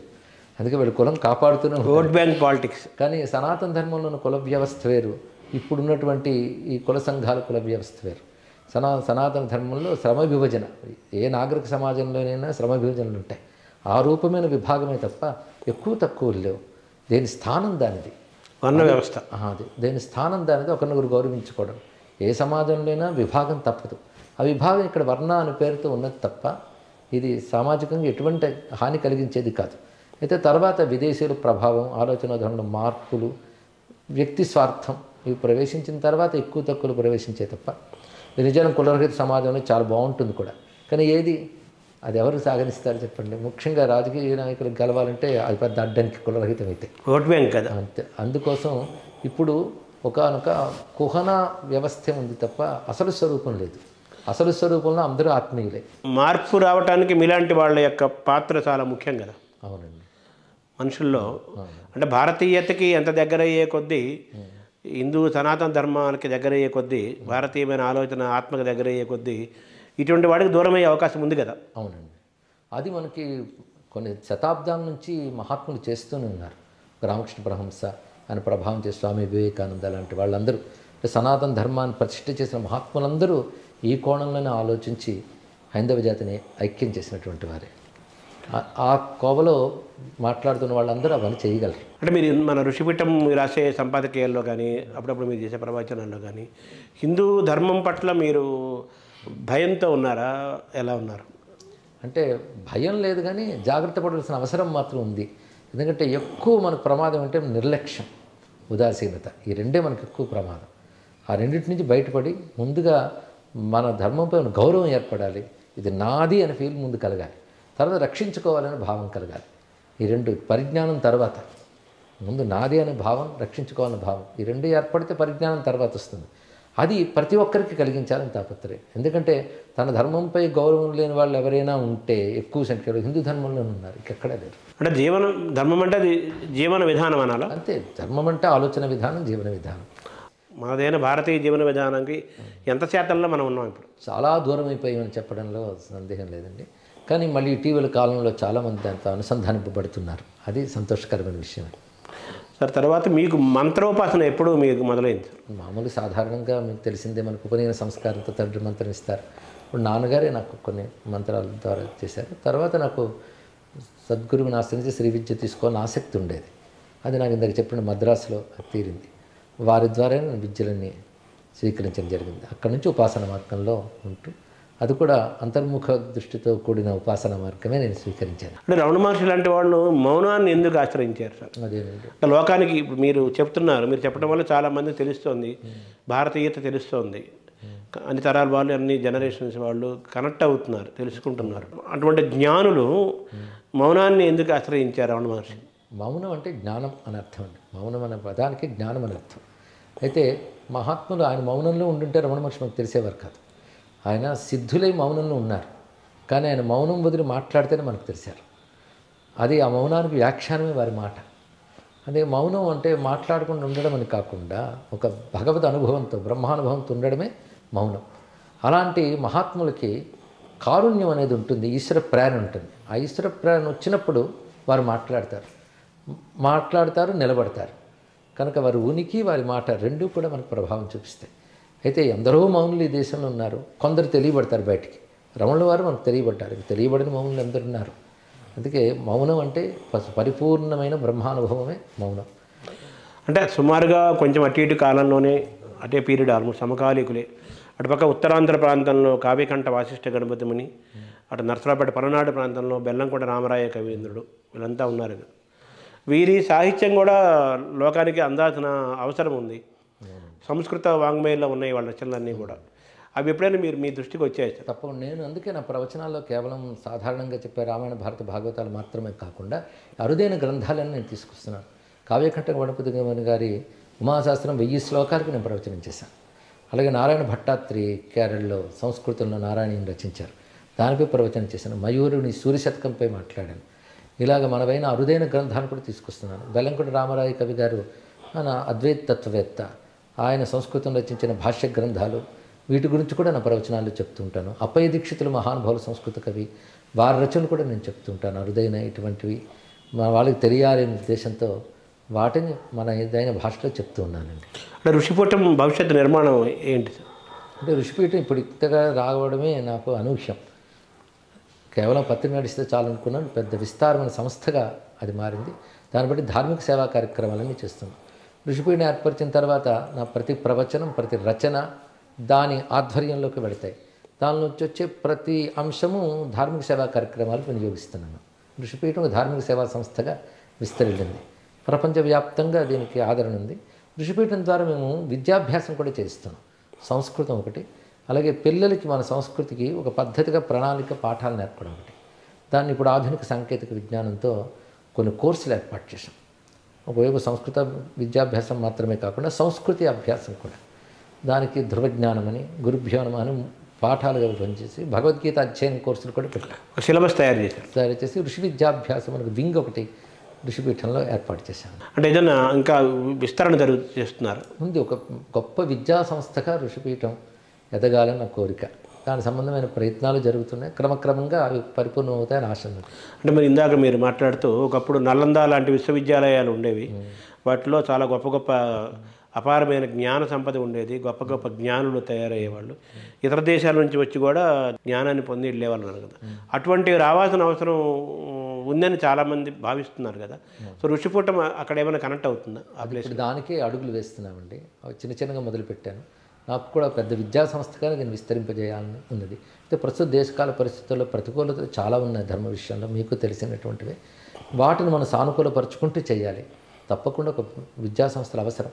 కొందరు ఇలాగ కమిట్మెంట్తో చేస్తున్న వాళ్ళు ఉన్నాయి, కొన్ని సంస్థలు ఉన్నాయి. అలాగే ఇది కూడా విస్తరించాలని, అలాగే పీఠాధిపతులు మొదలైన వారు కూడా మంచి విద్యా సంస్థలు నడుపుతున్నారు.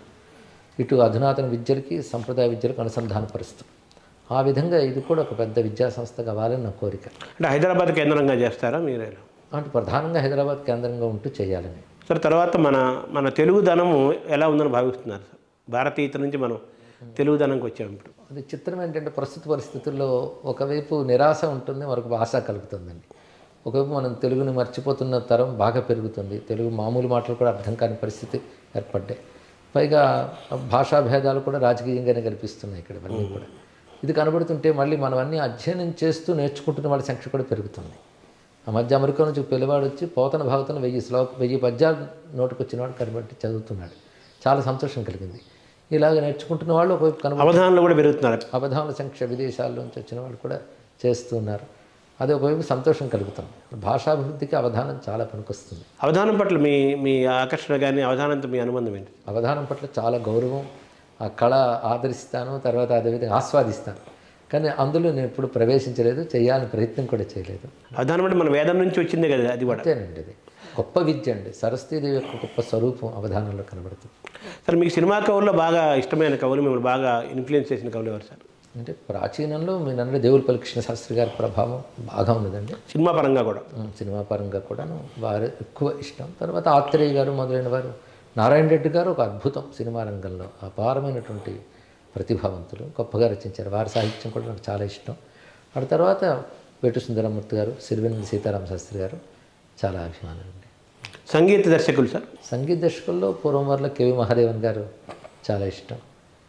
తర్వాత వచ్చిన వారిలో అనేక మందిని చూస్తున్నాను, అందరూ మంచి సమర్థవంతులే. ఎక్కువ కేవి మహాదేవన్ మీకు మలయాళీ అయినప్పటికీ కూడా అవునండి. రచనలు ఏమైనా రాబోతున్నాయి సార్ మీ దగ్గర నుంచి త్వరలో? ఇంకా ముఖ్యంగా నేను శివపదాలే తీసుకురావాలండి. ఆ శివపదం నేను సుమారు 1000 దాకా రచించాను. ఇంకా 300 పాటల దాకా ముద్రణ అయ్యాయి. సంగీతం స్వరపరచబడి కూడా బయటకు వచ్చాయి. అప్పట్లో ఎస్ బాలసుబ్రహ్మణ్యం గారు చేశారు. తర్వాత గరిమెళి బాలకృష్ణ ప్రసాద్ గారు ఎక్కువ చేశారు. మల్లాది సోదరులు వీరందరూ చేశారు. ఇంకా జరుగుతున్నాయి అవన్నీ కూడా. ఒక పుస్తకం వాటిని పాడి తీసుకురావడం ఒకటి, రచన నా వ్యాఖ్యానంతో తీసుకురావాలి. ఎందుకంటే శివపదం మామూలుగా పాటల కింద కాకుండా శివపదంలో తత్వచింతన, సాహిత్యం, వీటితో పాటు మన వైద్య సంస్కృతిలో అనేక కోణాలు ఉన్నాయి శివపదంలో. అందుకే ఆ శివపద వాంగ్మయం అంతా తీసుకురావడం ఆ ప్రయత్నాలు జరుగుతున్నాయండి. ఇప్పుడు అన్నమయ్యను కూడా పదకవిత అంటారు కదా, అన్నమయ్య సాహిత్యాన్ని. అందుకే అందులో నుంచి తీసుకున్నారు మీరు పదం అనే మాట. శివపదం అనే మాట చాలా విశేషం అండి. శివపదం అంటే పరమపదానికి కూడా శివపదమే అంటారు. పరమపద సోపానం, పరమపదం శివపదం. అదే శివుడు నటరాజు కనుక పాదానికి ఎక్కువ ప్రాధాన్యం. అదే శివపదం, అది సరిపోతుంది. పదం అంటే మనకి సాహిత్యంలో సంగీతానికి పాటకి పదం అంటారు కదా, అన్ని విధాల పదం అంటే మాట కూడా. శివుని మాటలేనే శివపదాలే. ఓవరాల్గా మన భారతదేశం పట్ల, హిందూ ధర్మం పట్ల, మన కళలు వ్యవస్థ పట్ల మీరు ఎటువంటి విశ్వాసంతో ఉన్నారు? అంటే ఇది ఋషులు ఇచ్చినది కనుక ఋషులు ఊహించి ఇవ్వరు, సత్యం ఇస్తారు. సత్యం ఎప్పుడు నిలబడుతుంది. అయితే కాల ప్రభావం కొంత ఉన్నప్పటికీ మబ్బులు పట్టినట్టు ఉంటుంది. మబ్బులు తొలగి మళ్ళీ సత్యం అనే సూర్యుడు ప్రకాశిస్తూనే ఉంటాడు. అందుకే దృఢమైనటువంటి విశ్వాసం నాకు. యువతరం ఇటువైపు రావాలంటే ఏం చేయాలి? అంటే వారికి దీనితో కనెక్ట్ చేయాలి. ఇప్పుడున్న పెద్ద తరం వారు అది మీది, ఇది మీకు అవసరమైనది, మీ జీవితానికి ముఖ్యమైనది అని చెప్పగలగాలి. అలా చెప్పగలిగినప్పుడు తప్పకుండా అనుసంధానింపడతారు. ఇప్పుడు అలా అనుసంధానింపబడుతున్నారు కూడా యువత. నమస్కారం సార్. ధన్యవాదాలండి. అది సామవేదం షణ్ముఖ శర్మ గారు అటు ప్రాచీన సాహిత్యము, ఆధునిక సాహిత్యము, సంప్రదాయ సాహిత్యము, సినిమా పాట, మంత్రశాస్త్రము, తంత్రశాస్త్రము నుంచి మొదలుపెట్టుకొని ప్రవచనాలు, భారతీయత, ఆధ్యాత్మికత, ఆర్షధర్మము, తెలుగుదనము, వీటన్నింటినీ కూడా తెలుగువారికి, భారతీయులకి, ముఖ్యంగా ఈ తరం వారికి అర్థమయ్యేలా చాలా విషయాలను పరోక్షంగాను ప్రత్యక్షంగాను చెప్పారు. భారతదేశం ఎప్పటికీ వెలుగుతూనే ఉంటుంది. ఇది ఋషిపీఠం కాబట్టి ఎప్పటికీ వెలుగుతూనే ఉంటుందన్న విశ్వాసంతో ఉన్నారు. నమస్కారం.